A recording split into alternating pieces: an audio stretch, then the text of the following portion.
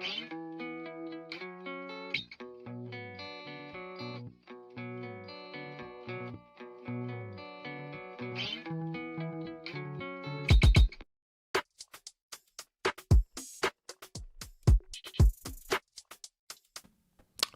and welcome. I'm your host, William Lou. I'm joined, as always, by co-host Alex Wong. We have a special guest today. It's Joseph Casciaro of theScore, from the logo, a frequent collaborator to all our projects over the years. You're basically honorary hello and welcome at this point, man. Like, what's going on, Cash? Appreciate you guys. I am happy to see that you've got just my third of the screen is me and is not the image of my face blended with Wolfon's face, because I was not prepared for that in the morning. Hilarious thing about that is that, and Nicole, my wife, actually agreed with me. That's how you know it's true. Is that that face merge actually looks like one of my cousins. I'm not gonna put that cousin on blast. Of course. Can we legitimately? No, come on. This is like. Can we get your cousin's photo so we can do a further face I can't put them today? on blast like that. Okay, but, okay. We'll leave Lil Joe alone. No, man, it's obviously not Lil Joe. It's not any of my first cousins. But man, it's like I don't even know how to explain that image. It's like skinny Quasimodo. Like, what is it? Well, what we concluded was like, this was basically Wolfon getting a glow up and you getting a glow down. Oh, come on, man! Don't do Wolfon like that. Someone's got to lose. Someone's got to lose in a face merge. Yeah, like you can't be like down the middle. Be like, oh, that was great for both people. Yeah, fair enough. Yeah, fair enough. Plus we're merging like the most handsome man in sports media. Here we go, baby. You know, that's right. That's why I love coming on the show. You don't need to come on the show if you want these compliments. I'm always just one text message away, man. You just got to go to Hong Shing on Thursday crispy beef night. at Hong Shing away. But yeah, today we're gonna, we're close enough to the first quarter mark of the season that we're gonna hand out some letter grades to the Toronto Raptors. And yeah, I think let's do it in this format. We'll go through the players, of course. I'm gonna give you guys my grades, and you guys can argue, whether you guys agree or disagree with them. First of all, though, Cash, are you like a tough teacher? Are you a hard evaluator? What's your deal when you're approaching these letter grades here? Yeah, I mean, I would consider myself, I don't know if I'd consider myself tough, but I think I'm fair in that, I'm going by the way letter grades are supposed to be handed out. So it's like A is like, even an A-, it's still, you're part of the exceptional category, right? You, compared to the role that you were thrust in and the expectations of you, like you exceptionally kind of overachieved. B is like solid. C is maybe satisfactory to slightly below average. D is whatever the heck D is supposed to be. F is that. But I'm not out here just giving out A+ because some guy's having a great season. It's like A+ to me, maybe I'm spoiling things, but even on this team, which is like crazy overachieved, there's a bunch of guys who I would give A's. Very few people I would give anything lower than a B. I don't know if I would give anyone an A+. So like that's the kind of teacher I would be. Like you really gotta be on another level to be getting those, Yeah. How many A's? Do we have 3 A's in the starters for you? 3 A's in the starters. Yes. Okay. Yeah, there'd be 3 A's in the starters. What about you, Will? How many A's are you handing out for the starters here? I mean, what's our starters, man? We got the triple B's. With the triple B's, been upgraded to the triple A's, man. Come on. I mean, look, I think a lot of this is like dependent on the results, right? Because I kind of, it bothers me a lot sometimes when people are just like really looking at just the numbers and on for players on losing teams and they're like, this guy is great. And I'm just like, the whole point of the game is to win. And if you are driving winning, obviously you can drive winning in a losing context. Like that is possible, but I think you have to make a pretty special case for that. And I think in this case, the fact that the Raptors are, where they won 12 of the last 13 and they're 13-5 on the season and number 2 seed, I think this really, really kind of gives a boost to the whole class. So yes, I do have 3 A's in the starting lineup. Okay, nice. Okay, I'm gonna start with Brandon Ingram here. Obviously, the big acquisition last season. I'm giving Brandon Ingram an A+, man. You guys argue away. Wow, what? I would give him. Whoa! Already? I was gonna give Brandon Ingram like an A, maybe even A-, but that is not a knock on him. Now it's gonna seem like a knock on him because Alex comes in with an A+. Mr. Substitute Teacher. Yeah, the substitute Do whatever teacher you said, want, vibe. no homework, read whatever you want, take your phones out, and you get an A+. Yo, number one option on a team that's number 2 seed in the East, arguably the biggest surprise of the league so far. Like, I think he's delivered exactly as promised. I would go as high as A, and I'm with you in that. Look, yeah, he's the number 1 scoring option on a 13-5 team that is also like, I think, flirting with, or maybe it has a top 5 offense, maybe just outside of that right now. And even when he's not shooting the ball, as I've said before, even if it's not him taking the shot, just his presence and the way he unclogs things for this offense and for the rest of guys, like even just the defensive attention he commands.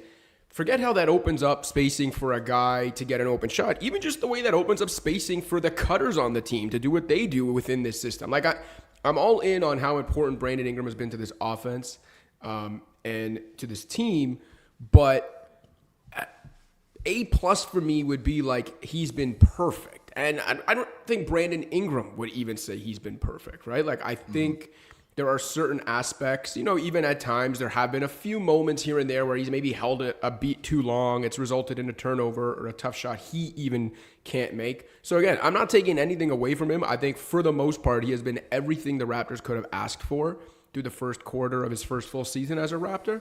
But when you're talking A+ to me, that would be if it's like essentially he's been absolutely perfect. And I think there are still like a couple small things we can nitpick. All right, let's make sure we never put Cash on the York Region School Board here, because we're not going to graduate a lot of people. Will, man, come on, man, A+, let's go. I think I had him at like an A-, and I think the reason for that is there is room to improve.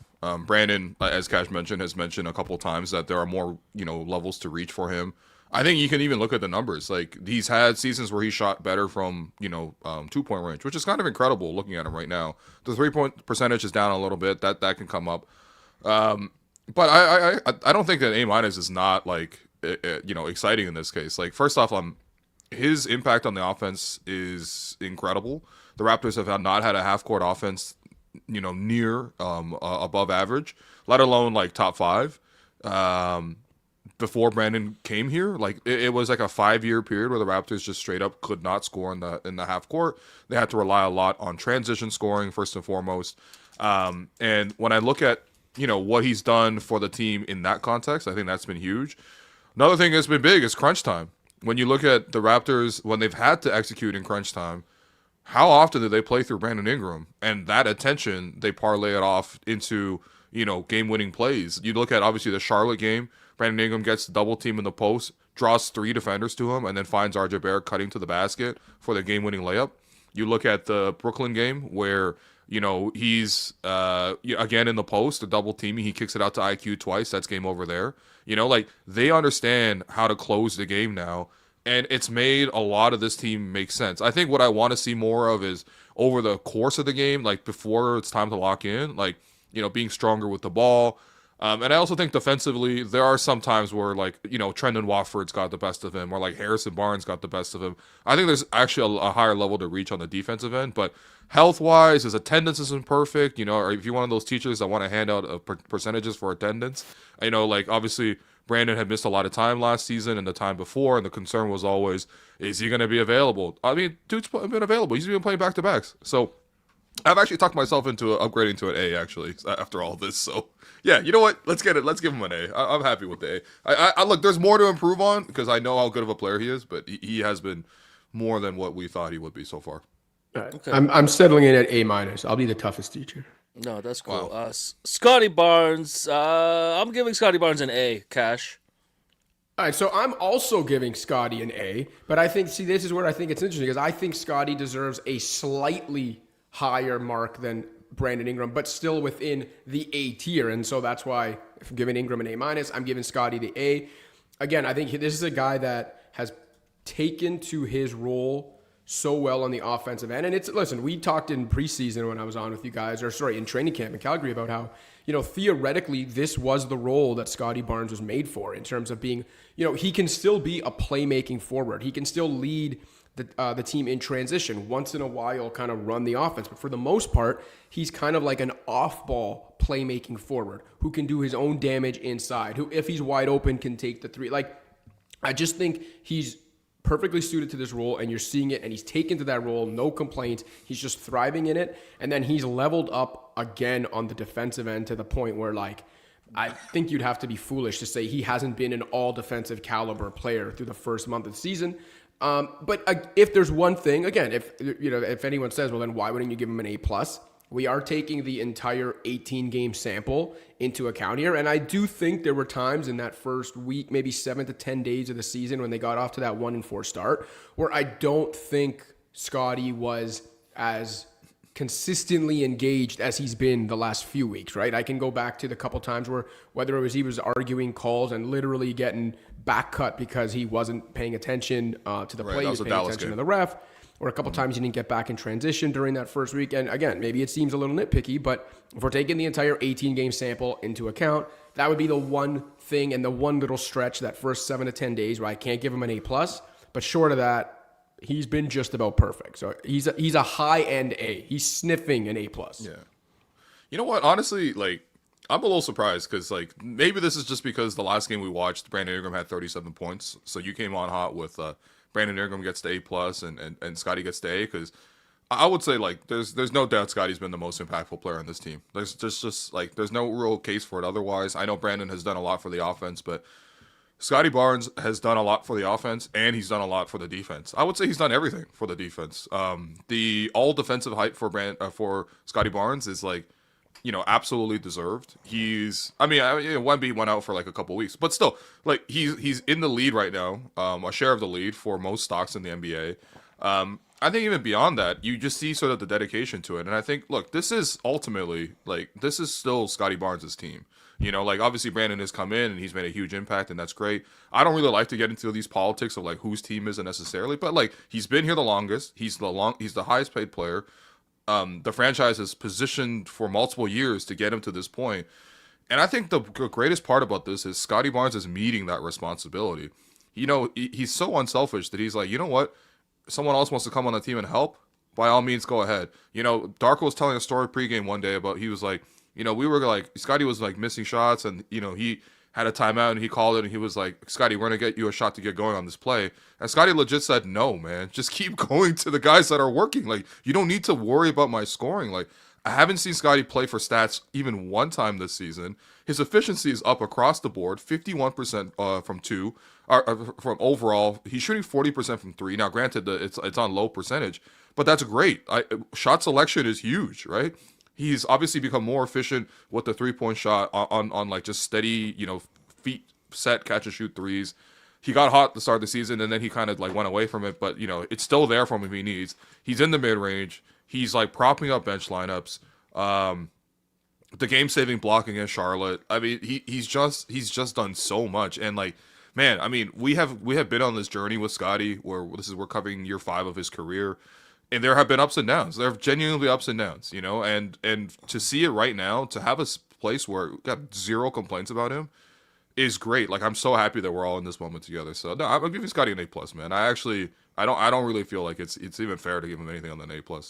I'll also add too that not to celebrate money coming out of his pocket, but it's something I wrote about earlier this year when I did like a trade value rankings across the league and tried to find like the 30 most valuable contracts in the league. Something I wrote about at the time, and I maintain right now, given that we're giving him all A's and A+, is that the Raptors are in such a good spot because he did not qualify for the higher max by making all NBA last year. I think this is the Evan Mobley problem in Cleveland, right? No? This thing, exactly. Scott, like, if you now look at the player Scottie looks like he's going to be as a two-way beast, right? Even if he's not a number one scoring option, he's a two-way beast, all defensive player, like borderline all NBA caliber player. In year 1 of a 5-year contract that doesn't have any options and is only worth 25% of the max, not 30 plus. That is a boon to your roster building, roster construction, decisions and questions and stuff over the next half decade. Like that puts you at such an advantage. And I think that's one thing that's kind of hasn't been talked about. Again, maybe it's people don't want to basically like celebrate the fact he missed out on some money. But from a team building perspective, for Raptors fans, they should be very excited about that.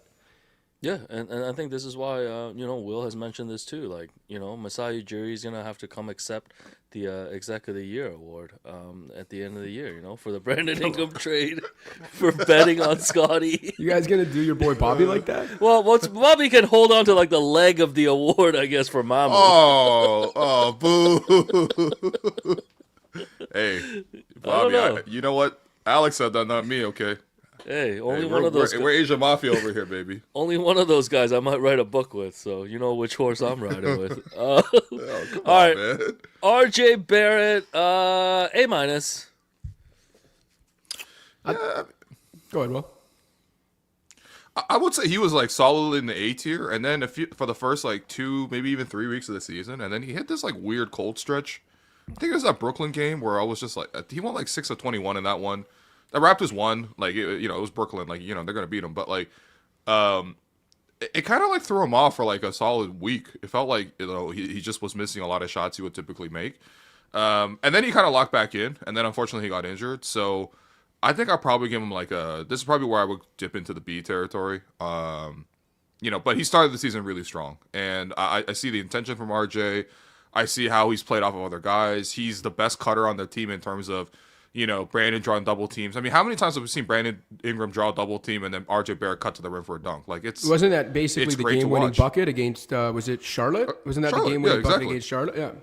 Yeah. Yeah. And I gotta say, I want to give him credit too because I've really like watching back the film sometimes. Like RJ obviously does stand out in terms of like defensively he can get better, but like I feel like he is better than the last couple of seasons. There was a play against Indiana that I noticed where he made he started in the corner. He made like 3 help rotations in the lane, switched like 3 times, and then ultimately got out to contest Pascal Siakam on like a contested like 10-foot push shot.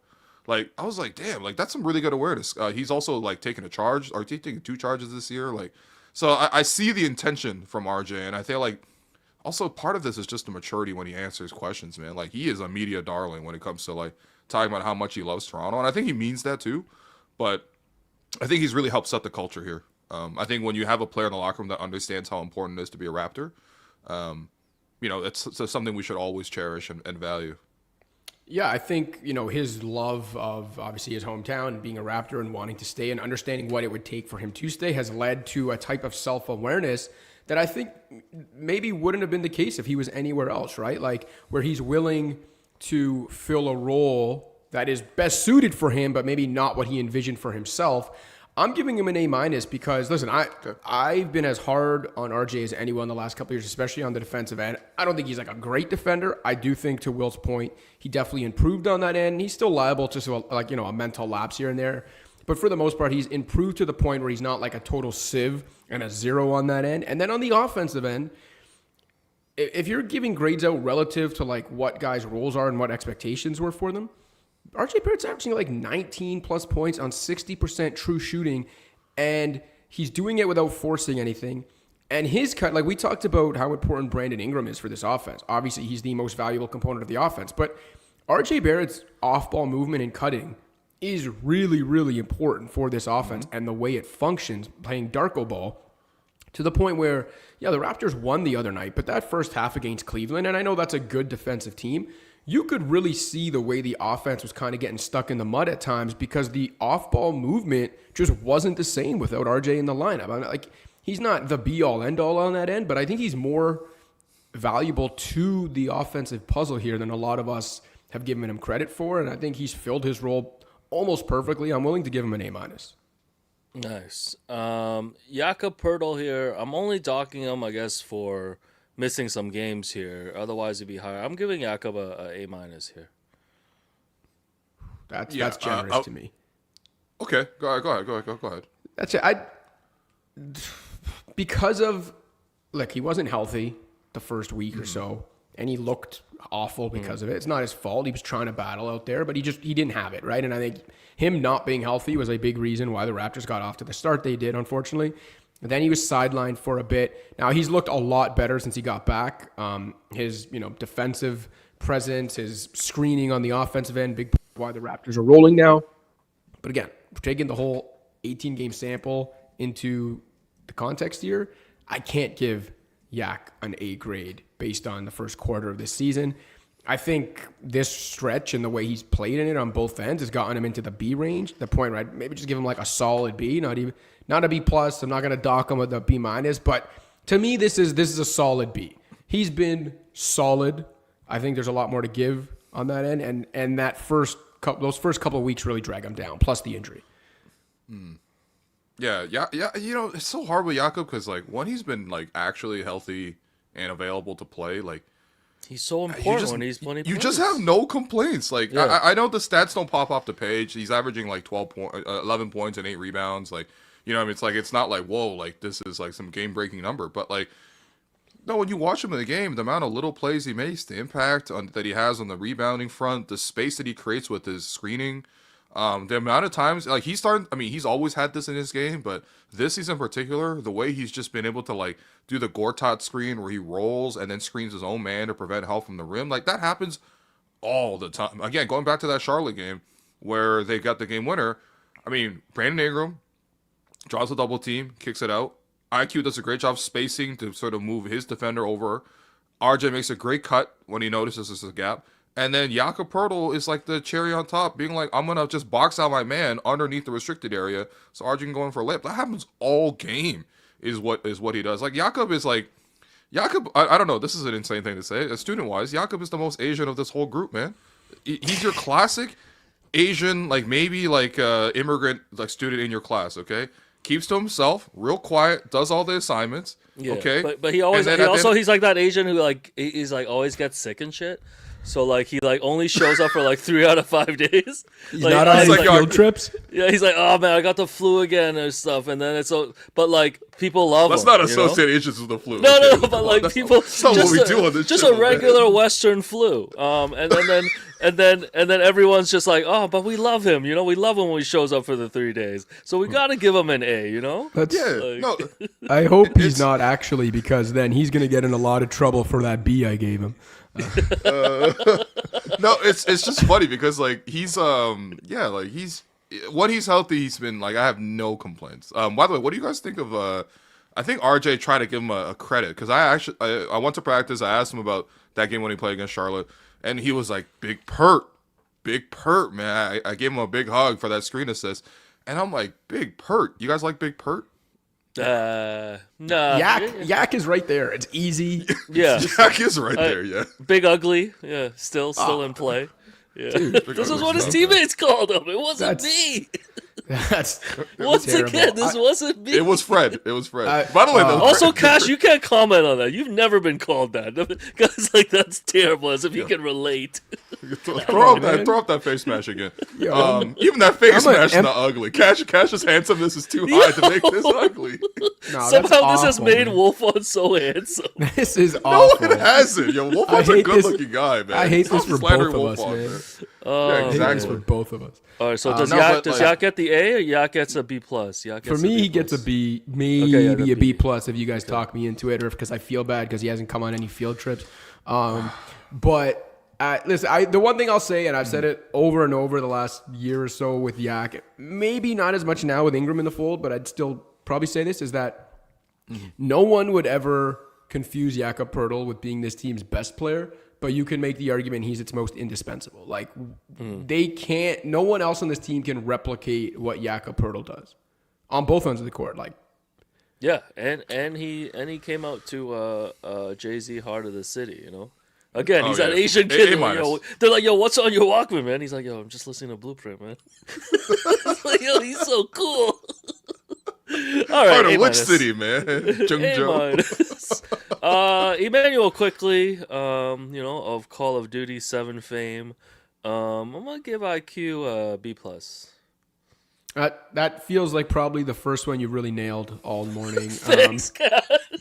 I think that's bang on. It's like he's been above average, even relative to his expectations, but hasn't been as consistent as necessary to get an A grade again. I keep going back to those first couple weeks of the season. Quickley himself would tell you that was like nowhere near his best basketball. Yeah, of Obviously, a course. big part of it was just the shot wasn't falling, but he looked kind of out of sorts on both ends. And I think obviously he's figured it out. The shot finally falling helps. And yeah, he's been awesome the last couple weeks. His shot making has bailed them out of a few of these games during the win streak. I think I go back to that game in Brooklyn earlier this week or last week, whenever it was. So yeah, I think he's the perfect example of a guy who, has been very valuable to the team. His shot making has been huge. He's been solidly above average for a 13-5 team, but he just hasn't been consistent enough over the entire 18 games, month, whatever it is now, that for me to give him an A the way I did with Brandon and Scottie and RJ. Yeah, I think IQ season can be divided into two portions. Before his hello and welcome appearance and after. Before, I would say honestly, it was kind of a D start to the season, and sometimes it's not fair because it's as Dwayne Casey would say, it's a make or miss league, Doug, and it was a make or miss league for him because he had a lot of shots like going in and out for a while, but I also thought defensively wasn't as strong to start the year. But, I mean, basically after that first, week and a half, maybe 2 weeks, he has been money. I mean, every time the Raptors make a run in the fourth quarter, I feels like IQ has been hitting these huge crunch time threes. How many times we've been tweeting call 5 because he's had, 11 points in the fourth quarter against Brooklyn or, yeah, he just keeps doing this, you know what I mean? And he's kind of that separating factor where he's got that transition 3 down. I think, honestly, Darko figuring out the 2-point guard lineup with him and Jamal has really helped steady IQ because now IQ could just be more of a featured guy. I think the starting 5, there is a little bit too many, mouths to feed. It feels like everyone's like, okay, let's give him a turn, especially at the start of the game, that first shift, because I think by the time they get to the third quarter, and especially when they close games, I don't find an issue in terms of, my turn, your turn. The start of the game, they're kind of like, okay, let's see who's got it. You know what I mean? Anyone can kind of have it. But I feel like when IQ's there with Jamal in that sort of, transition lineup between the starters and the bench, he gets to be featured a little bit more. And then he's been pretty good with those, you know what I mean? Even the last game against the Cavs, I thought he was massive, was that the last game? Yeah, it was the last game against the Cavs. He did a great job in the fourth quarter there as well. He went one-on-one against Mobley and scored. So I was like, yeah, honestly, sometimes the shooting efficiency is not entirely there, but I even like the defensive effort. There was that play the other game where there was an inbound pass, and he, jumped behind him, reached all the way up, bent all the way back like this, and he was able to tip it and then win the second ball and then spark the Raptors on the fast break.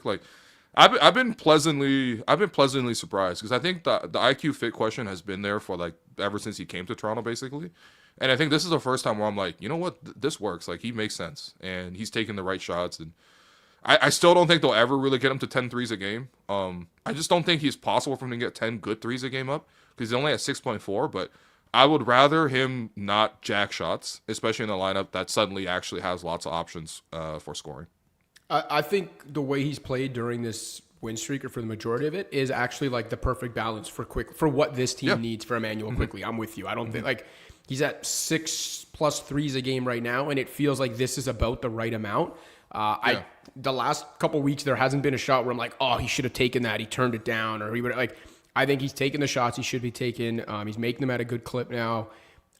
Finding 4 extra 3-point attempts per game doesn't sound like a lot, but that's actually a lot, especially within the context of this offense. And at that point, you're just forcing it. So I think he's actually found the perfect balance now. Right. All right.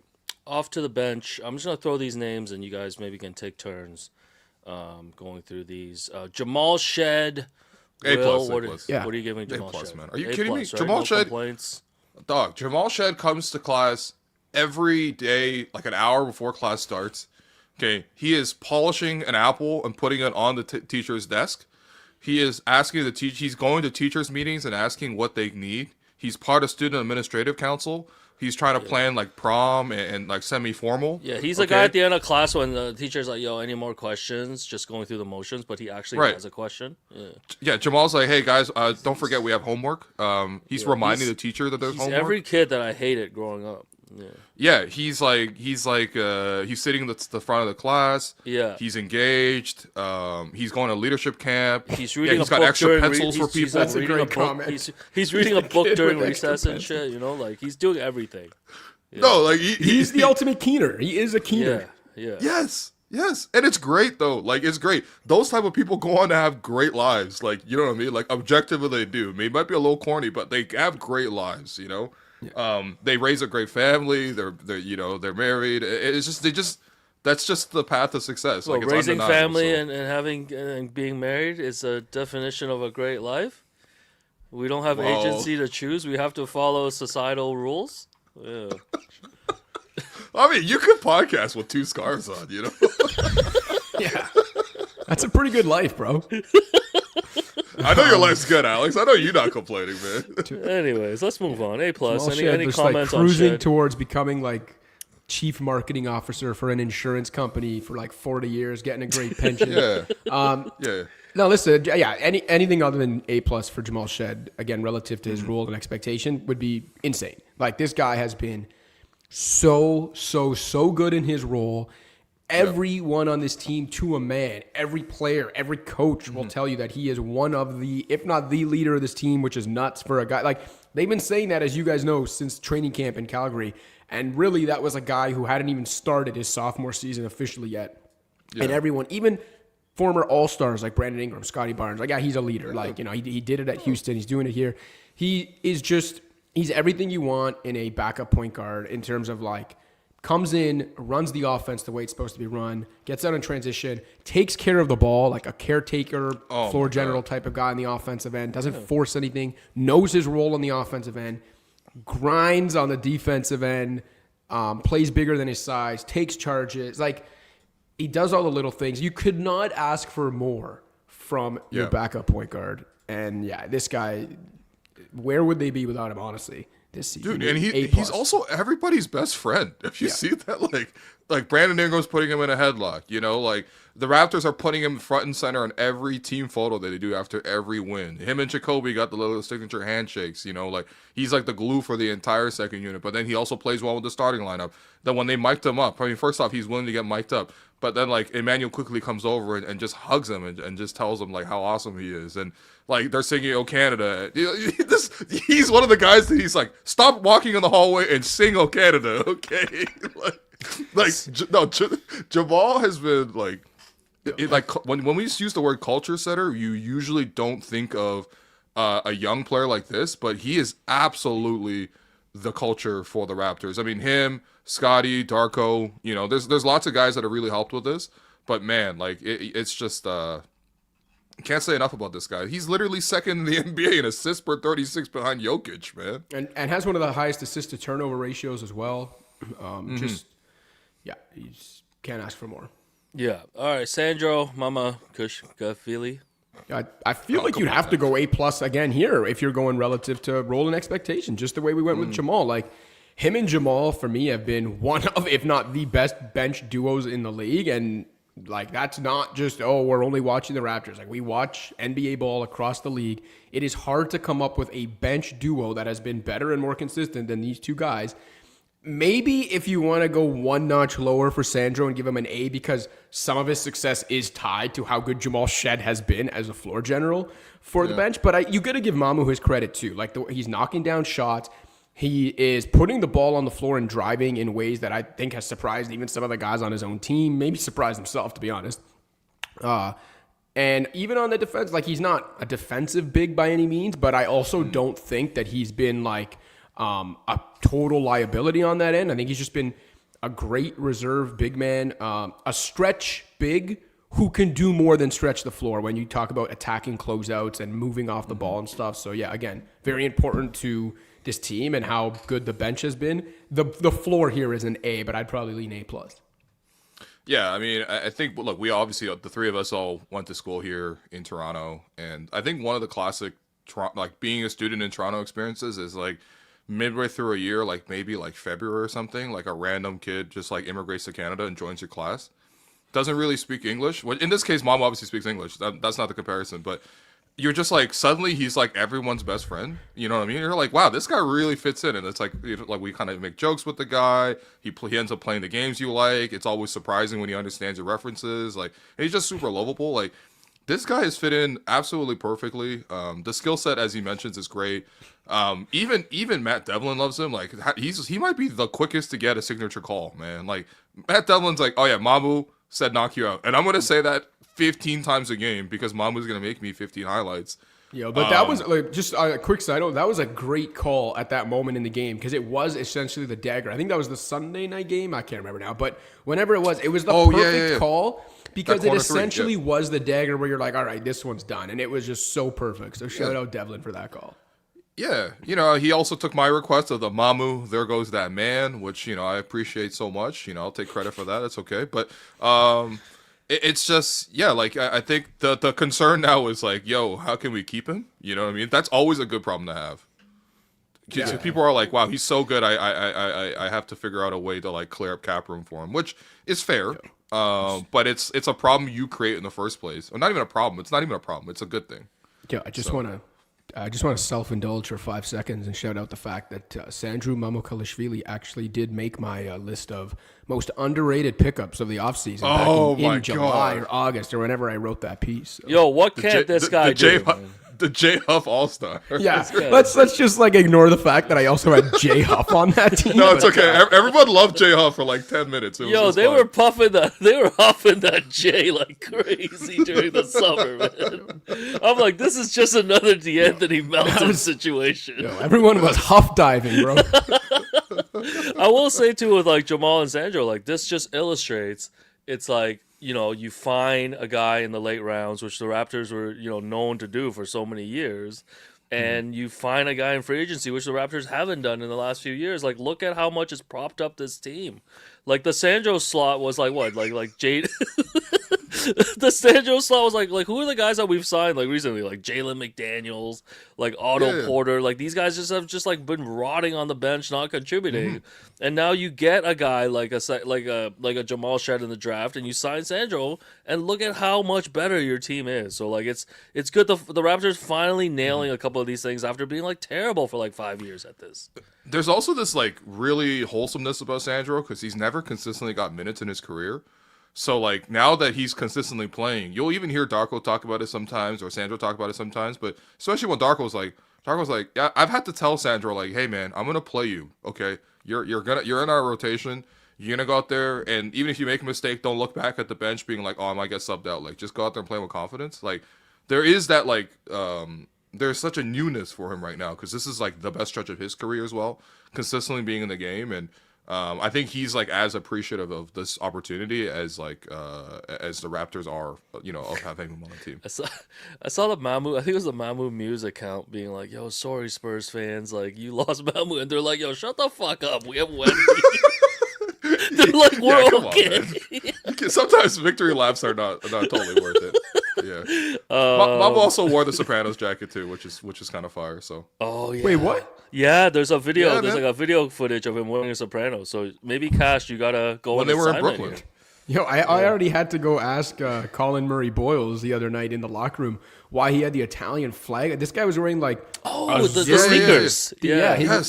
So I asked him about it, and he didn't like seem to like know that much about the shoe. He just said he liked the colorway, and he's like, yeah, he hadn't worn Addy Zeros. He said he hadn't worn Addy Zeros in a while, and he liked the colorway. He thought they were fire, so he put them on. And then I was like, man, what are these? And then I had to dig into it and find it was like.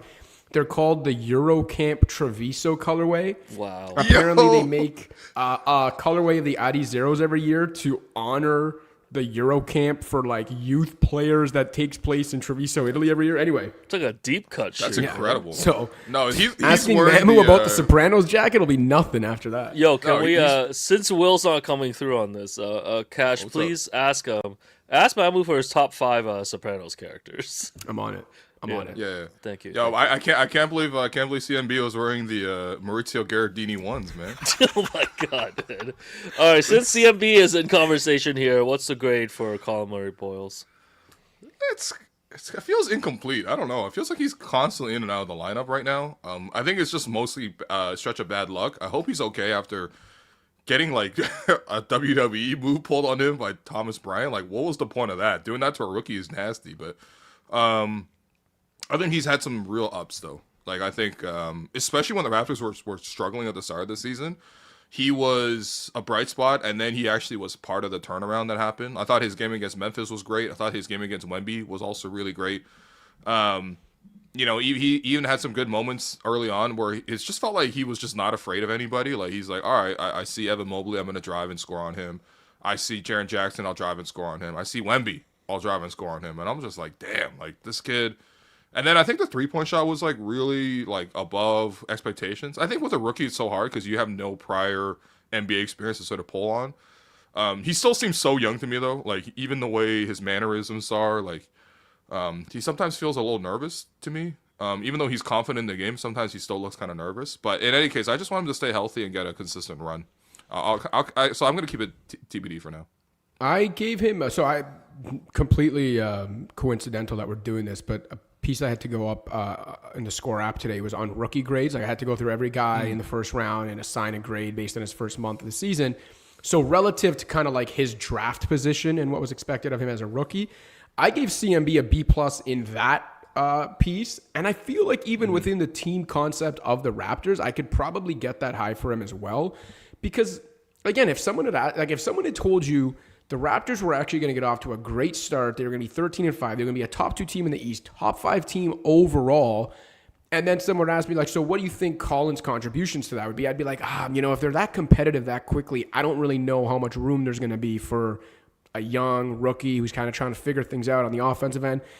He's, for the most part, been a genuine part of their rotation, has been a solid piece off the bench, especially on the defensive end. And then, it's super small sample, and then he's hit half or almost half. I think, has he hit half his threes? Is he 9 of 18 from deep after going 9 of 38 over 2 years in college? So I think when you take all that into consideration, I'd probably give him a B+ based on what I expected from him. At the very least a B, but I think I'm leaning B+ for Collin. Yeah, I love CMB, man. Like, I think, it's clear that the Raptors have a guy in him. Like, I could see him, being in the starting lineup in a few years. Like, like Will said, like, he's been in and out of the lineup and stuff. But, like, from everything that I've seen him from, like, summer league, like, preseason to, like, regular season now, like, I'm super high on him, man. Like, I'm really excited to see how he's going to develop the next couple of years. And that's another guy that the Raptors have now. Yeah. Like, so... Well, okay. What do you see as like when the fully actualized version of him? Like, is he a big? Is he a wing? Is he like kind of Scottie where he's both? Like, I feel like he's more of a big, like a undersized big, but that doesn't necessarily play undersized. He can guard up. Yeah, he can probably wreak play havoc like on the 3-4. Like, I mean, they've tried him playing at the 5 too, right? Yeah. Well, he's had a lot of success playing the 5 so far, which is interesting. I see him as kind of like fully actualized. Collin Murray-Boyles is a 4 who's kind of a small ball 5. If things go really wonky, I guess you can technically have him at the 3. But defensively, to me, he's a big who can switch and just guard anyone if he has to. But he's a big, and then offensively, he's like a playmaking 4. Yeah. You are kind of describing young Draymond, by the way. Yo, so this is the thing. There was some early period Draymond that he actually played a little 3, which is so funny. Yeah, no, that's exactly it, right? And people are going to hear that and be like, "Why?" Like, no, I'm not saying he's going to be a multiple-time defensive player. He's not going to be one of the. Got to pretend Draymond isn't a Hall of Famer, right? Exactly. Are you kidding me, man? I'm not saying Otis Thorpe better, man. Ain't no Thorpe in the league better, man. I'm not saying he's going to be. Are you kidding me? One of the greatest defensive players ever, and be a linchpin of a dynasty, but. He does kind of fit the mold of the type of player Draymond is on some level, right? That playmaking 4 who, even if he never becomes a great shooter, even though he's off to this good start, even if he's never a great shooter, the things he does offensively, like he still has enough utility on the offensive end with his playmaking, his rebounding, his smarts, his movement that he also wouldn't be like detracting from his team's offense, Like he's not the kind of non-shooter where it's like, oh man, we're playing 4-on-5 out there. Yeah, sorry, RJ. RJ, you're gonna be David Lee, man. Yeah. Someone on this team will be a David Lee, actually. Yeah, I think RJ's heading for that David Lee spot, man. No, because we had the David Lee All-Stars, which is like NBA players that aren't Asian. Which is basically every person with the last name Lee. Charles Lee. Courtney Lee. Yeah, Courtney That's Lee. great. Yeah. That's great. Courtney Lee part also, of 2 All-Star teams. Courtney Lee also part of the Lindsey Hunter All-Stars for NBA players who sound like... never mind. All right, next up, Jakob Poeltl. Jacoby, he's turning around the last couple games. I think he was certainly struggling to start the year. There's no doubt. Was kind of even out the rotation a little bit, or kind of like at the very, very end of it. Recency bias aside, I'd probably give him like a C plus, maybe B minus. The thing is, he's not really doing anything that bad. It's just like the shots weren't dropping, and he doesn't take a lot of shots. So I think that was kind of that's kind of affecting his overall game. It was kind of like him and Gradey have the same problem sometimes, where they come in and they're so pressed because they're like, I got 5 minutes. I gotta like shoot and make every shot. You know, it's like, no man, that's not realistic. No one's gonna make every shot if you're gonna play 5 minutes. But you got to control what you can control and just still play your regular game. And I feel like the last couple of games, he's obviously got more room to breathe. He got to start. I thought he did a great job against, Donovan Mitchell, who shot 6 of 20. He was the primary defender there with a lot of help. But, yeah, I still really believe in Jakobi. I really like him. He looks more athletic this year, man. He keeps making these plays that I'm, like, surprised. He gets to these rebounds or these two-hand dunks where he's, like, really, like, 30 inches off the ground, like, easily trying to dunk it with two hands. And then his defense is just really good. Like, I love his on-ball defense. He's like a shadow, and he's so good at these blind doubles as well. So, yeah, I'll probably give him like a B minus. But I know that there's going to be more expected of him, but he's still a second-year player. He's so young, man. Yeah, I would have probably had him in the C or even D range before this last week, and I think he's done enough the last week and has been played a huge part in their last few wins. Yeah, he's probably bumped up to a B minus for me. It's funny because you guys were talking about the David Lee thing. Even though positionally it's not the same as, David Lee, Draymond, the way the comp would have been for Collin. Yeah.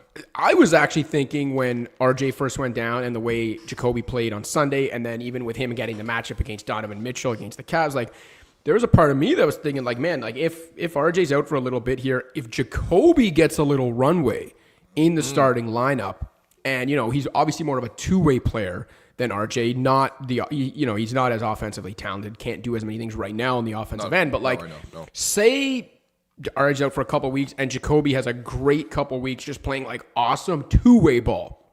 Not necessarily filling the stat sheet, but just really seeming like the glue guy type player for this lineup that we've all said over and over again does have a lot of mouths to feed.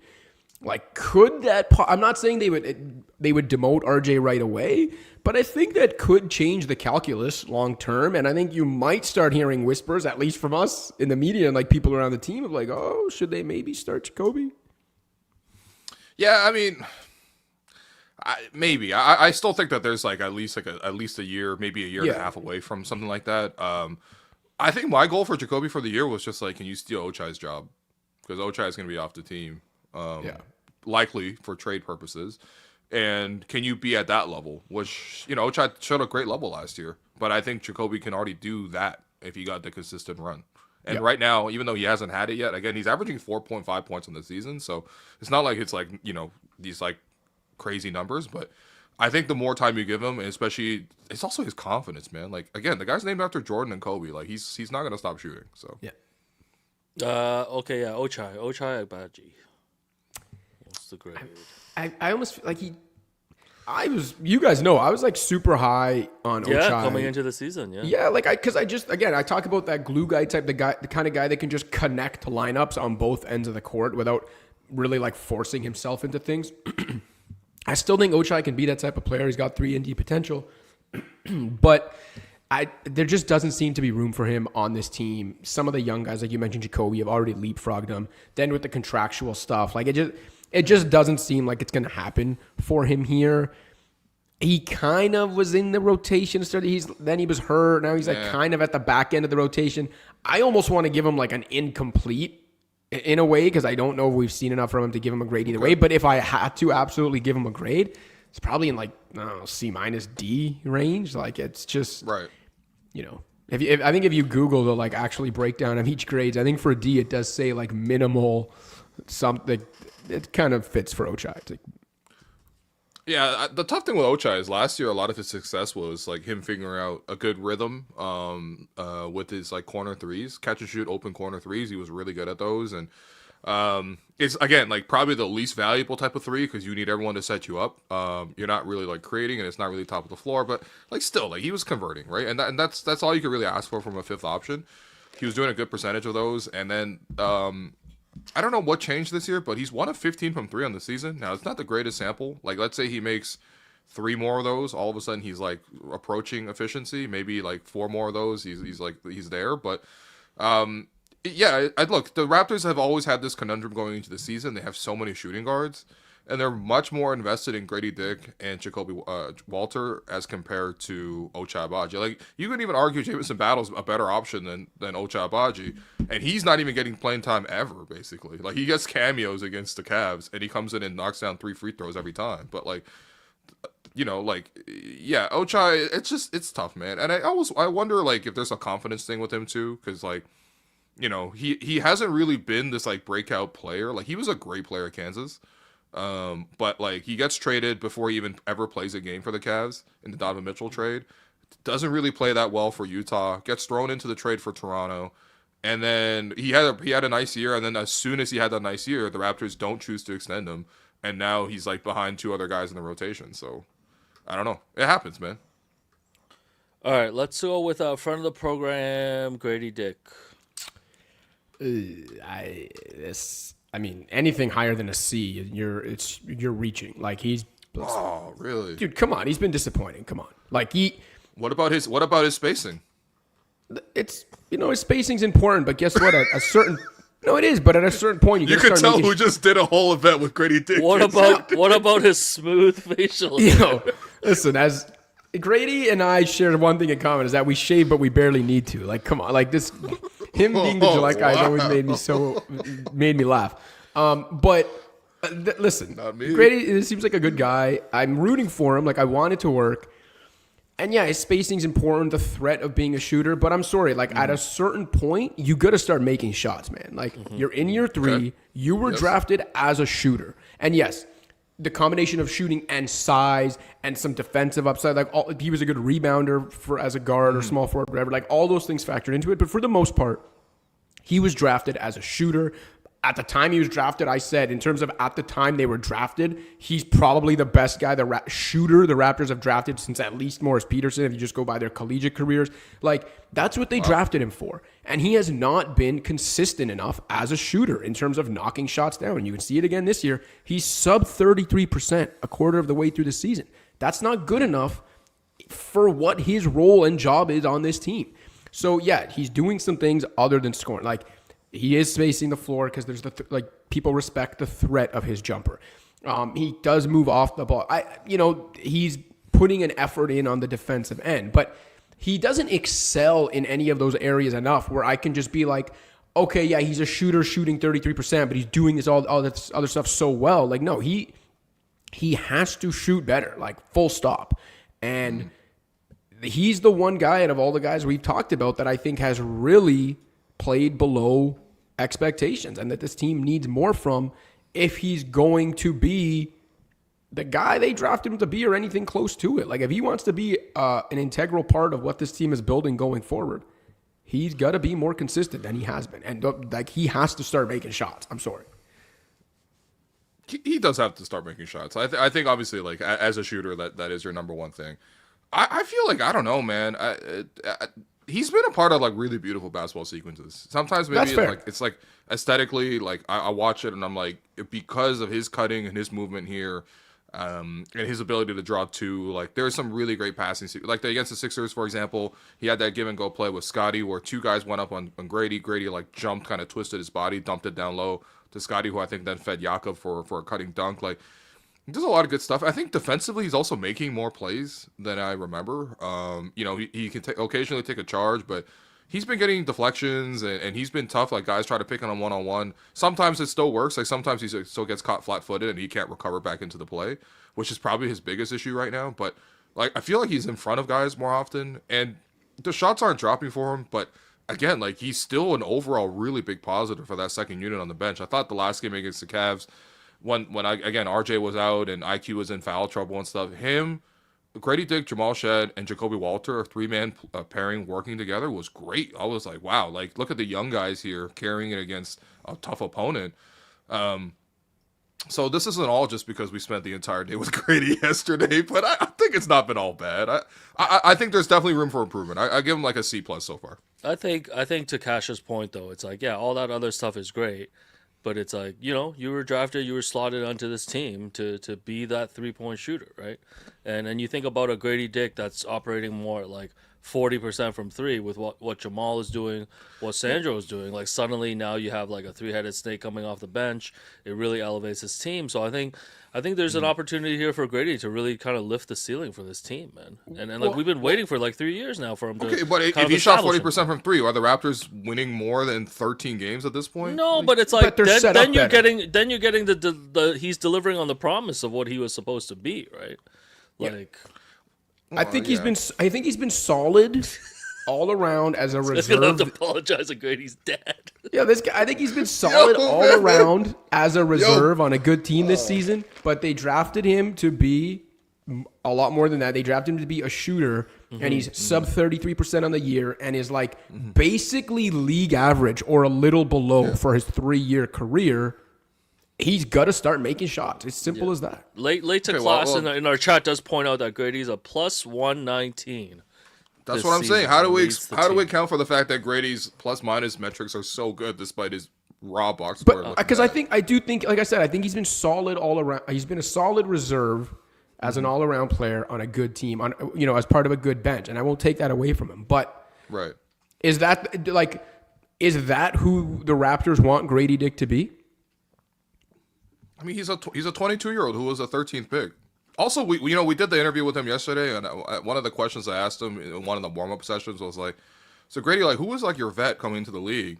Who really took you under his wing? Maybe they took you out shopping and stuff like that. Like the usual stuff that vets do for rookies." He thought about it for a while. He was like, "Dennis Schroeder," and I was like, "Damn, bro, you." I was like, "Oh my god." That might explain it.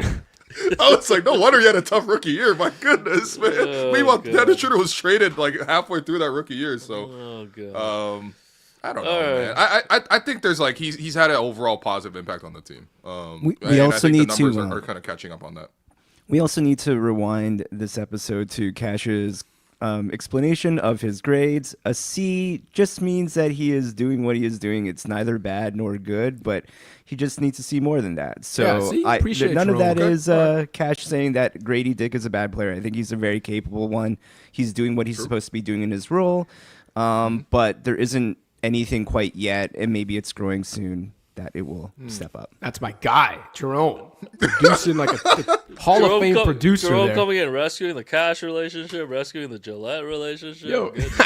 I mean, yeah. If you look it up, ask it. I'm pretty sure C is like satisfactory in a way where it's like, listen, you're passing. It's satisfactory, but yeah, you haven't. You haven't excelled. I just want Gradey to be the best that he can be. I want him to be undeniably the best smooth. a man can get. Yeah, I want him to be undeniably smooth out there with his single stroke. That's as Champagne Papu points out here. Will switched up on Gradey after that interview. What did Gradey say to Will? Hey man, I'm telling you, when that interview comes out, you'll see, man. It was really fun, really really fun. So I think the thing that we should reveal at some point is what Gradey said about me. Oh yeah, we will. Banter pod content. C for Gradey. Anyways, let's see here. Will take the wheels on a Jamison battle. Yeah, I mean, does he even go to this school? It feels like he's in the gifted class. No, he's the guy that's like in the smoker's corner, and then like you'll see him in like band practice. Jamison battles in the gifted class, but then once in a while he comes back to your class, and you're like, "Oh, this guy's cool. I forgot how cool this guy was." Damn, he's me. Oh shit, he just made 3 threes. Yo, that's legit me. No, I mean, like, what can you say? Every time he plays well. So like, he just gets zero. He's like a character in a TV show that you love his cameos or something. Like, you know what I mean? Like, I don't know. Like, what can you even say? He doesn't even get consistent minutes. When he comes in, he plays well. Like he knocks down the threes, which is to the point about Gradey. It's like you want a 3-point specialist to come in and do their job. This man comes in and does the job every time, makes it look easy. If he doesn't make the threes because he gets fouled, he single-handedly saved the NBA Cup for the Raptors by winning that game in Cleveland. Like I can't remember who it was the other night talked about this, but like if you go back to that game, that is that spark that Jamison Battle provided in that game off the bench that stole that game in Cleveland against that depleted Cavs team. That saved the season, man.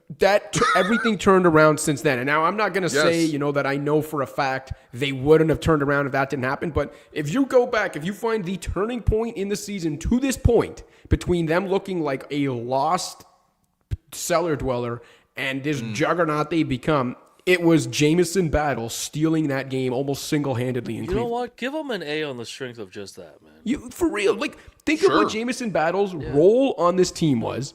Yeah. The way they acquired him. This is not a highly touted draft pick, right? Like undrafted, then earning what he did last year, whatever his role was projected to be this year, in and out of the rotation, not really even a rotation player. And every time they call on him, he's made a positive impact. He's done exactly what his job is, and that's to come in and shoot the other team out of the game. And he's done it. And he's only has he done it, but too. Yeah, and because he's like just a smart, solid player. And he's got the turning point moment of the season. If that guy gets an A for me. Yeah, no, he's come in and rescued like every single group assignment in the class, man. Like, right, you tap on him and you're like, yo, do all the work. And he does it in 5 minutes, man. No, but there's always this one guy every year with Darko. It's like, why doesn't he play more? I guess this is like the Chris Boucher award, basically. It's like, Chris was like very productive in his minutes, and then they were like, yeah, but you're not playing. Like, he'll like have like 20 points against the Cavs, and the next game they're like, we're starting Jacoby. Yeah. I'm like, okay. Also underrated Jakob and Jamison battling for most hairy shoulders, man. Someone actually put that in the comments that Jamison like took Yak's shoulder hair or something. But I will say, he wants a turkey. Yeah, we gotta call him Twilight. To your point about Jacob over here. To your point about Boucher, I think the difference is that, all due respect to Chris, who he has had a resilient career. Chris Boucher could score 20 points and give a lot of it back on the other end, or give a lot of it back with just like low IQ decisions on the court, if we're being honest. Jamison Battle is like just a sound player that you don't have to worry about that with. Like, he does his job. He knows his role. Yeah. He's not going to make any glaring mistakes. So I actually think, even though Battle's not as exciting a player to watch as Chris Boucher, and maybe won't have numbers that pop the way Chris would, like here and there, I think you can make more of an argument for Battle deserving more minutes than you could ever make for Chris, even when he was putting up crazy stat lines. And I think the test for that is like, in a pinch, if guys are in foul trouble, injury, even in a playoff environment, I'm okay with Battle out there. Yeah. He's the insurance, man. By the way, and I think this is actually a real part of this. Someone in the chat commented, it's only because we didn't spend a pick on him. I do think this is a bit of NBA politics. Yeah. Like, you would think it's like sports, so it's meritocracy, you play your best players, but I don't know. I actually do think that, like, like if you get more invested in you at the time of your selection, like, you ultimately get more chances. You know what I mean? Like, if you, I mean, that's. I do feel bad for Jamison. Grady's gonna get a way longer runway until they, for sure. That's totally. They used a lottery pick on him. It comes with a guaranteed contract, like all that stuff. But Jamison's gonna be on the team for a while, though. I hope so, man. The dude can just play and he can shoot. Yeah, and having a 77 on the team is very cool. Shout out Ray Bork. Yeah, anyone want Jonathan Mobo? This is like that's an incomplete. The dude doesn't play enough. No, I have not heard anybody talk about Jamison Mobile all year from the team. Like Darko, the players, nobody has said anything about Jamison. So much so that you just called him Jamison Mobile. Only guy. I'm amalgamating all these these one guys, thing when he man. was stealing Yak's shoulder hair. Now he's stealing his Mobo's name. Only guy that's talking about Jonathan Mobo is our friend Jeremy, aka Mainlander, because Jonathan Mobo wears a shoe. What is it called? Special players only or something? Serious players only. Serious players only. And he reps that brand, and Jeremy's doing photo shoots. He's SPO. He's SPO. Yeah, he's SPO. All right, so incomplete for Mobo. I'm gonna take Garrett Temple. I'm giving Garrett Temple an A+. This 39-year-old man, this guy, this is a dream job, man. This guy shows up to work, and he's done before even opening tip. Does his little dance, gets the team together, sits on the bench, and that is his whole job. Oh, come on. But yeah. What? What? Did you do a Gillette event with him yesterday? No? I'm sure. Oh, listen, all respects to Garrett. I'm sold out, man. Holy crap. All respects to Garrett doing his vet things, all of this stuff. We know his impact behind the scenes, but no, shouts to him running the Congo line, and that's it, man. That's great. But great job. In his role, I think he's He's excelled at the conga line. He's excelled. I didn't know he was coming on beyond the Yo, here's the way I would measure it. When you're a guy, at Garrett Temple's point in his career, first of all, like, he'd never been a star or anything like that. He's career role player is at the very end, doesn't play anymore for the most part. Is literally just there to be like a good vet, a good locker room guy, a good presence. Can't really contribute on the court. If you get another contract with that team when you're at that point in your career, to me, that speaks volume. That tells you everything you need to know about the guy. The fact that the Raptors even brought Garrett back, gave him a contract, despite the fact they knew he's not going to contribute on the court, tells you everything you need to know about how he's valued kind of off the court and the things he brings to a locker room. Like, Garrett's the guy who repeats 8th grade 4 times. I was going to say, Garrett's in grade... He's not in grade 13. He's in grade 15 at this point, man. But, like... No, but... He's probably old enough to have gone to grade 13, too. Yo, he definitely is old. No, because the other day they were like, hey, how did you... I think Sportsnet put out a clip where they were like, hey, how did you spend your 10th birthday? And everybody's talking about, like, oh, we played some video games. We played, like, NBA Live. Or, like, we had, like, a birthday party here. And we brought out all our friends. And we had, like, a pool or whatever. And Garrett Temple was like, yeah, I probably spent my 10th birthday watching Michael Jordan in the playoffs. And I'm like, you unk. Garrett Temple's like, I had to go churn butter down at the mill. I had to go to the well and fetch water. No, but... Man, it's not fair to judge Jamison Battle or what's everyone Jamison Battle? Can't get his name out of your mouth. That's what happens when a guy who's supposed to be a shooter actually shoots the ball well. Yeah, it's not fair to judge Garrett on what he does in the game because his job is not about in the game. He's effectively a coach. Like, he stayed so long. Have you had those kids in high school who stay so long and then they become like the gym teacher the next year? You're like, whoa, hold on. But like they just stick around in the ecosystem. Brianna last week, like, what? You're a teacher now? No, that's what I'm saying. Like, yeah, actually, you know what? Those guys are always suspect. Actually, you got to watch out for those teachers. But in any case, yeah, like, it's like the fact that he's like just like uplifting the culture. Like, I look at him as a coach, like, and that's no disrespect to him as a player, but like, I don't expect him to come in the game. When he comes in the game, I'm rooting for him to have a good cameo because the Raptors are winning. But again, it's about like uplifting the standards as a professional, and I think that like to a man, every single player talks well about him, man. And the Raptors, you can have 15 players on a roster. The Raptors choose not to have a 15th player, and they choose not to even have a 14th player with Garrett Temple because he's that important as a coach. You want to argue, why don't you just bring him in as a coach? I think it's different, though. I actually do think that, like, they should put in, like, a veteran exception across the league where you create more jobs, and then you create basically, like, a Garrett Temple role for each team because I've loved having a vet on the team, man. Again, I can't ever have a rookie coming in telling me that, like, Dennis Schroeder is his vet anymore. That broke my heart, Gradey. Explains a lot. Yo, that's why Temple gets the A+, man. Also, reminder to myself that I'm 2 years older than Garrett Temple. Darko. Oh, that's tough. Darko Rajakovic. Yeah, Alex was also churning butter, bro. This guy was churning soy sauce in the homeland. Let me stir the fish sauce today. Darko Rajakovic, guys. What's the grade for Big D over here? It's got to be an A.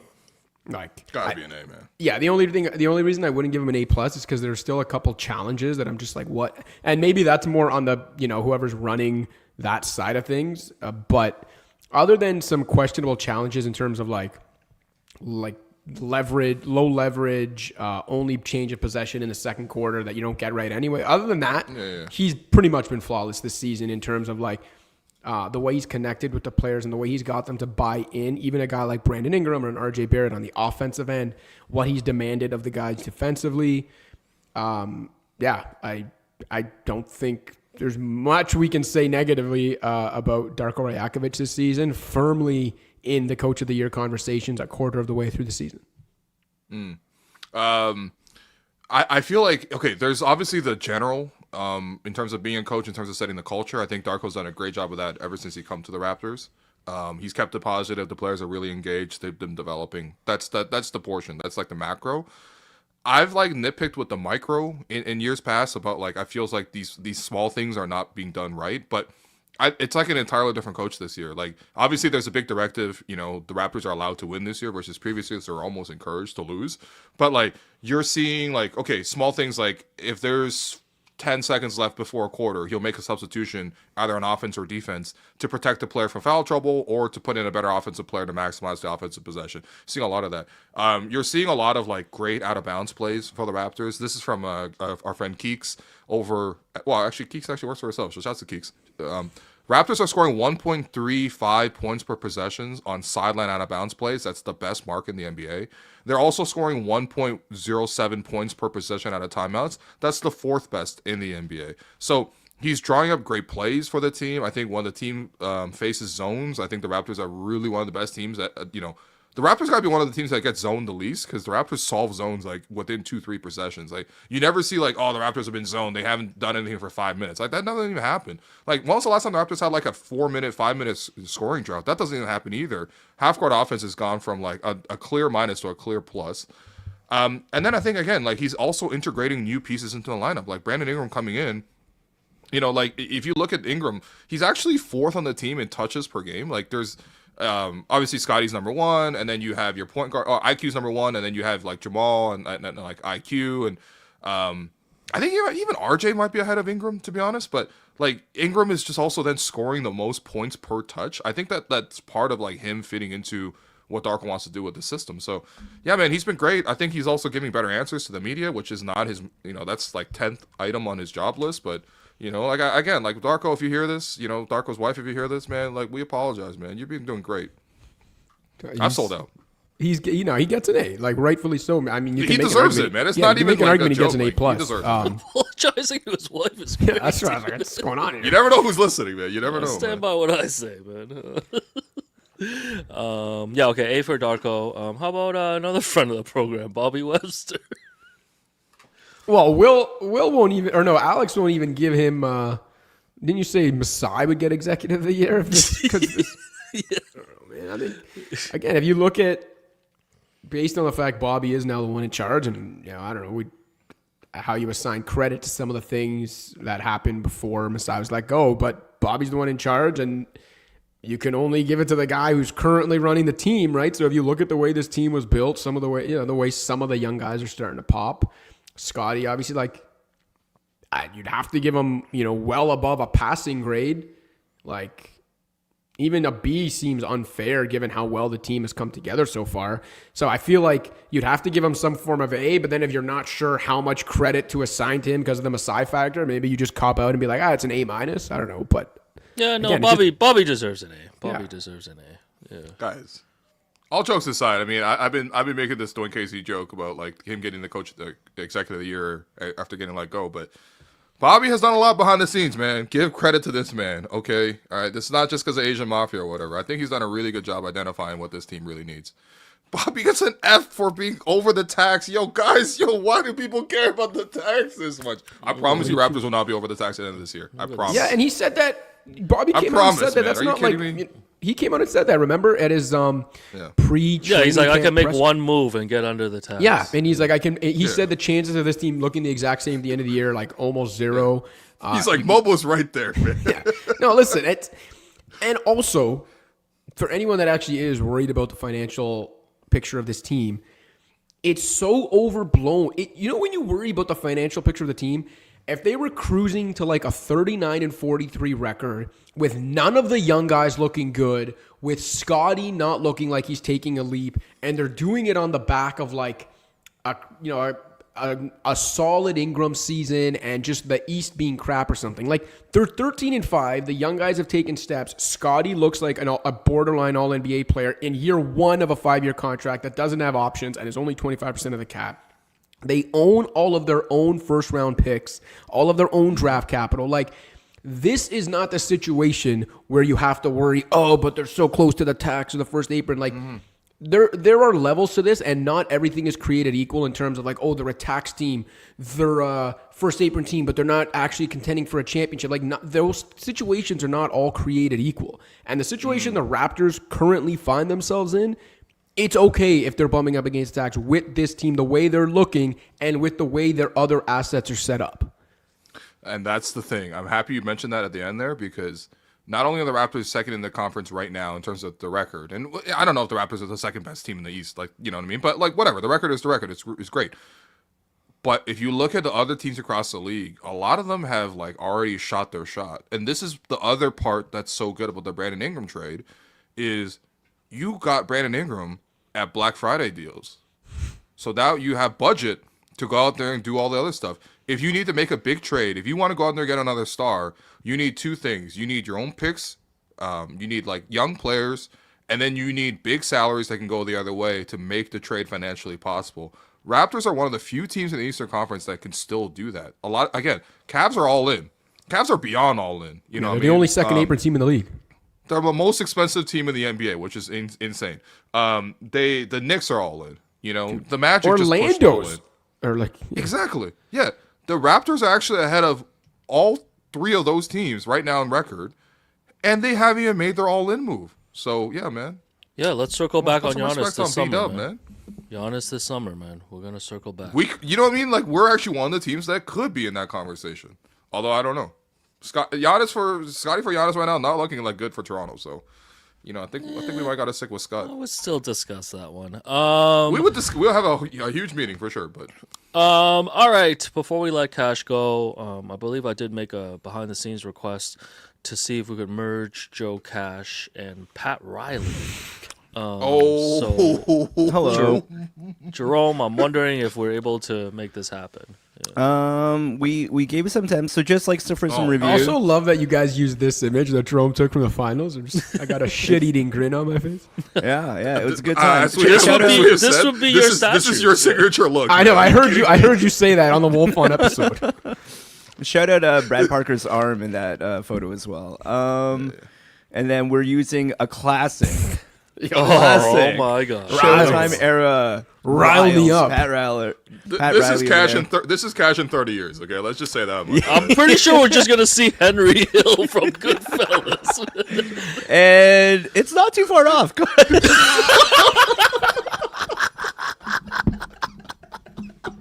You know what this looks like? That's Robert De Niro, bro. I was gonna say this looks like when Scorsese de-aged Robert De Niro from The Irishman, bro. Like, Yo, this actually looks like an AI Robert De Niro. Like, I'm not even kidding,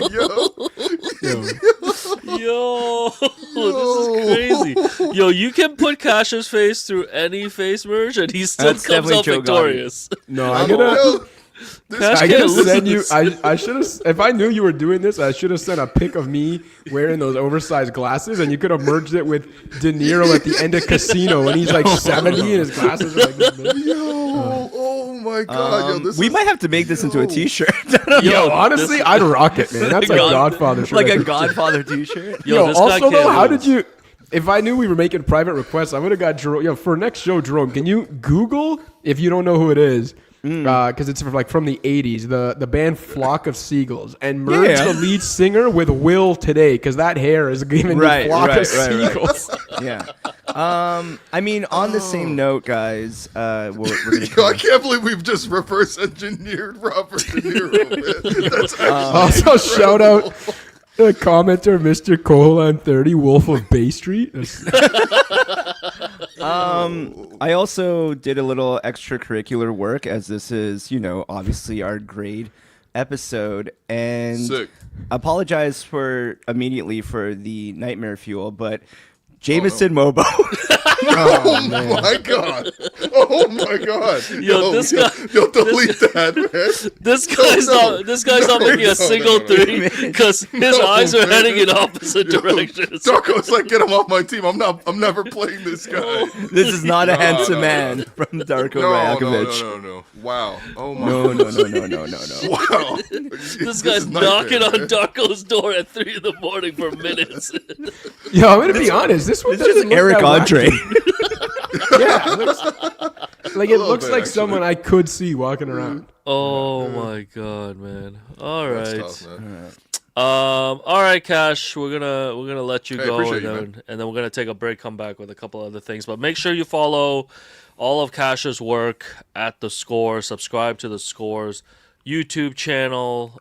Anything else we missed, Cash? No, that's it, man. Just read all my work. theScore. I have like a weekly column that comes out on Fridays now, where I mix in some insight from the locker rooms. A kind of like a couple columns at the top with my opinions on things, and people can find that in the NBA News River of theScore app. And then make sure you subscribe to the YouTube channel and watching from the logo our weekly NBA studio show, which you guys have appeared on already this season, and you will again in a few weeks. Yeah, and we'll see you tomorrow.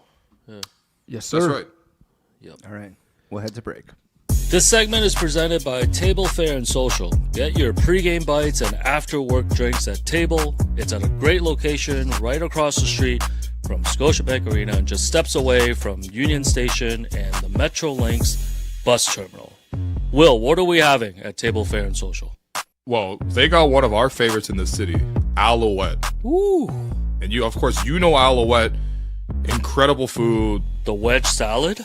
The wedge salad, exactly. Imagine you're about to watch a Raptors game, you're about to watch a Leafs game, you're about to catch a concert at Scotiabank, and beforehand, we get together, get a couple of drinks at Alouette, get that salad. We're ready for anything, man. Yeah, no, there's plenty of options at Table Fare and Social. This is your go-to spot. Next time you're off to a game, check out Table Fare and Social, a downtown food hall right across from the arena for some great pregame bites and drinks.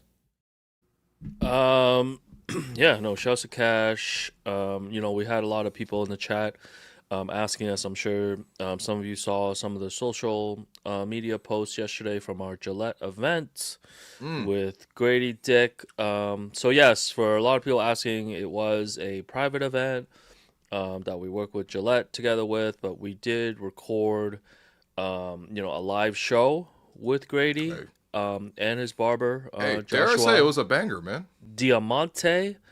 And we also got some behind the scenes stuff. Jerome, Karem, and our guy Benji was hard at work on that. So yeah, we will have the episode coming to the channel probably next week. At some point, we'll get that for you. We'll give it some time. We need levels of approval. We have a couple levels of approval approval for this one. So yeah, levels of approval. But it'll be good. And then we'll be happy once the episode drops to share, of course, the behind-the-scenes absolutely process. Let's see, what else? Oh, yeah, I forgot to ask Cash to commit Cash to our upcoming Sopranos draft. Once Jerome is finished I'm on season 3, guys. Yeah, right. God. I thought you were like 6. No, I'm a ways away. No. Okay, so coming February 2026, the three of us plus Joseph Casciaro will enter into a 10-round Sopranos character draft. Yeah, and So Will and I have that's discussed. There'll be categories, characters? categories okay. like captains, capos, gumas, mob the wives. yeah, mob wives, Like just like standard level goons, because like okay, I have to. I might need to take Mikey Palmise. You know It's what I mean? crazy. Like, I need standard level goons. It's crazy that I know that reference now. Such a stupid reference. The way that he went out was him crazy. getting stapled by Tony was so good. Who gets attacked by a stapler? Yeah, man? so 4-hour Soprano draft event coming to a man. pod near you. Should we just do a live show at an Italian restaurant? Or are we drafting this guy, man? Yo, I cannot believe this merge literally landed straight on De Niro, man. It is exactly what I thought it would be. Like, it could not be if more. you ask AI to make Robert De Niro, you really would just make this. Like, it's incredible. I'm not even trying to glaze Cash, but you can face merge this guy into anything and it works. No, like he can't lose. Like it's crazy. Also want to mention, friend of the program, Lindsay Dunn did announce that she's launching a new show with the Nation Network called Off the Roster with Cabby and Dan Riccio. Dan Riccio. Dan Riccio. So, more details on that to come, but make sure you follow Lindsay Dunn, of course, on all socials. And Lindsay will be joining us for our NBA 6-pack this Friday. and Let's we can go. get We more can details. finally get Lindsay back on the Yeah, show. Lindsay's off the ban list. All it She's takes is free for from the Empire. all it takes is for people to actually leave their whole job. Yeah. To be able to, Well, Just quit your lifetime career and you can join. yeah, Hello Michael and Grade, Welcome. you coward, quit Sportsnet. great. Just start a Substack and come on Hello and Yo, I Welcome. know man. you want to come on a banter pod, Grade, you Oh, coward. Grange loves banter pod. You don't Grange understand. Like, he talks to us about that all the Banter time. We talked so- about Banter Pod over Alex's dinner. Oh my god! Invite Grace for tomorrow. Yeah. So we'll have Lindsay join on the show. She'll give you guys more details. But super, Yeah. we're all huge fans of Lindsay. Of course. Absolutely. super No excited. one deserves it more than Lindsay. Yeah, no one deserves it more, legitimately. And Does this mean that Lindsay won't have to work 8 jobs? She will find a way to work 8 jobs. You know how it is, man. She'll make Okay, it work. Lindsay, Yeah. a friend to friend, like, come on. You stop Not doing that, you know what I mean? Like, not that this is a title that people should be fighting for, but Lindsay wins the hardest working title. Yeah. Oh, my goodness. Yeah. Without a doubt. Yeah, I see some It's- frauds. but I see I some think frauds out there. Oh my gosh. I think it's wow, Alex Wong commenting on people's work ethic.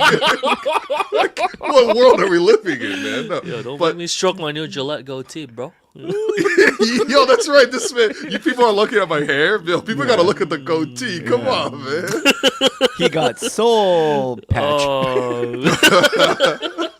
Yeah, just really happy for Lindsay. But as always, me and Alex knew it first. Wanj.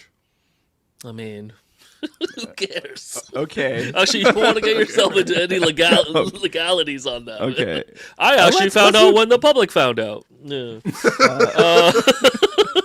On to other things. Yeah, on to other things. Finally, you guys know, CCYA rebranded as Asian Roots Collective, and last few years they've done, Boba Raptors, that has been like super popular. So the new matcha. Oh, I was gonna show it here, but the new matcha collection here is coming out, and it is actually available now if you go to the Asian Roots Collective website. It is not available now. It's okay. available tomorrow. Oh, it's I think at available 12:30. tomorrow at noon. Yeah, Yeah. tomorrow at noon. People could be listening 27th. tomorrow. Yeah, so make sure you On bookmark Thursday. that. On Thursday, November 27th. Go to their Instagram page. All the information's over Yeah, there. check that out. If it's sold out online, I'm sure they're gonna stock some of this at the arena as well. Yeah. Alex, do you want to in show the the set shop. in person right here? Sure, yeah. This is So, we've got the hat here. All right. Right. I think I'm getting the hat, right? Yeah. And then there's a gray shirt here. That's for you know. Alex. Oh, This yeah. is the this yeah. is the matcha right here. Oh, you love matcha, man. And then also the black. So this is a collab with Mitchell and Ness. Right. So yeah, make Would sure they you be go mad check if I that start out. calling it the Mountain Dew? Yeah, so make sure you guys bookmark the page, get on that, and yeah, I think that's it. The hat is super tough, man. Do you want the hat, Will? I just only offered No. to take it. As you know, I can't. There's a waste. I have for a man who does not fit into hats. I have 40 hats at this point. It's Yeah, too you're much, getting man. blessed Blue Jays hat with a World Series patch. Oh, that's right. I'm looking Thanks forward to that. to Kevin, formerly of Livestock, That's right. was able to bless you with that. Beautiful, thank you. Finally, Champagne Bapu said hello, and said he watched Tinker Tailor Soldier Spy the other night, and it was an amazing movie. Bapu, I saw you follow me on Letterboxd. I appreciate you, man. Damn, What else really? can you recommend? Bapu, just go to my diary. You know what? I watched Jiro Dreams of Sushi last night. I rewatched Ooh. that because Wow. sometimes I just need a little motivation. So, Bapu, Wait, I when think, did you watch it? Before or after? after? Yeah. Okay, yeah. But yeah, Bapu, check out Jiro Dreams of Sushi. It's about this old sushi head who I actually really wanna has see it. nothing else going on in his life except mastering the art of sushi. And he has a 60-year-old son waiting to take over. So yeah, check that out. 5 stars. Bapu. Boring. Sorry, man. I zoned out when I was. No, it's It one of sounds those really massive About a movies, man man. making sushi is crazy. No, it's a documentary, isn't it? Yeah, it's a documentary. It's a I heard it's documentary. really, really good. I really want to watch it. Yeah. Whenever I need motivation, I just pull right. that up. I watch Jiro and crew just make sushi for 2 hours, man. It's probably That's us a making more, pods, man. Come I was gonna on, say dude. it's probably a more noble thing to master sushi than podcast. Yeah. No, but Yeah, it's cool because he goes to the markets and then he goes to the best dealers. So then it's like you'll see guys pop up being like, "Oh, this is this guy," and then his like description is rice dealer or like tuna dealer. It's like the hardest people you've ever Rice met. dealer feels racist. Well, that's our description for Cash. Yo, come on, call man. this. I was gonna make a joke about Call 5 in Scarborough, but oh man. All right, that's it. Friday. Will's got you tonight. React Pod. That's right. Against the Pacers. And then, it's been a busy week of contenting for us, but we're super excited. Friday, Lindsay will join us, and then, that's it. All right. Yeah. Thanks, There everybody. you go. Love you guys. See you guys later. And tell us what you would grade the players that we had in this podcast. Okay, see you guys.